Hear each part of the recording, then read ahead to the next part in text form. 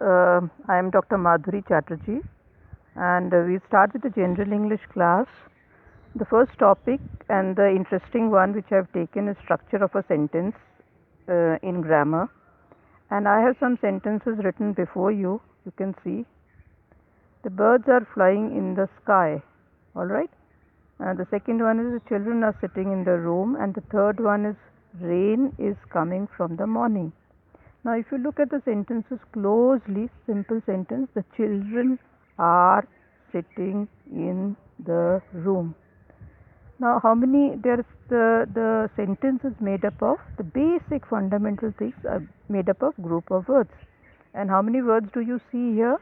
The is article, children is noun, are is helping verb, sitting is verb, in is a preposition, the is a article, and room is a noun.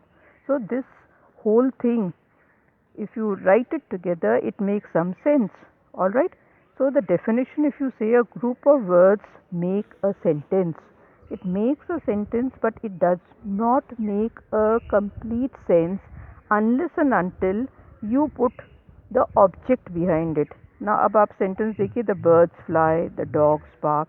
These are also sentences. इनका भी अर्थ निकल रहा है, but ये पूरे sentence नहीं है. ये क्या है? They are phrases. Now phrase is a group of words which makes sense but not complete sense. Okay. Now I have written it down for you, and I have noun. Phrase is what? It's noun plus verb. I say Ram, कोई अर्थ नहीं निकल रहा. But the moment I say Ram come, it makes some sense. The boys go, children play, it makes sense. So, but these sentences only have a sangya and a kriya, and it is a sentence.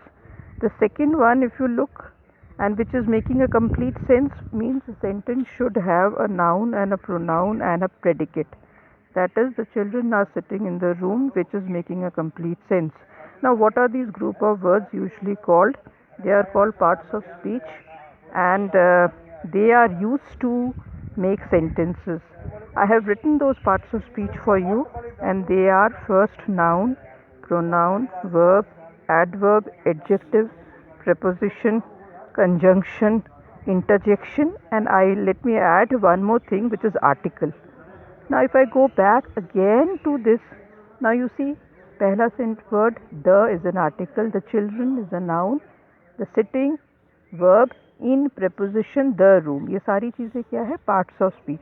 Now they all together make a sentence, and these are essential.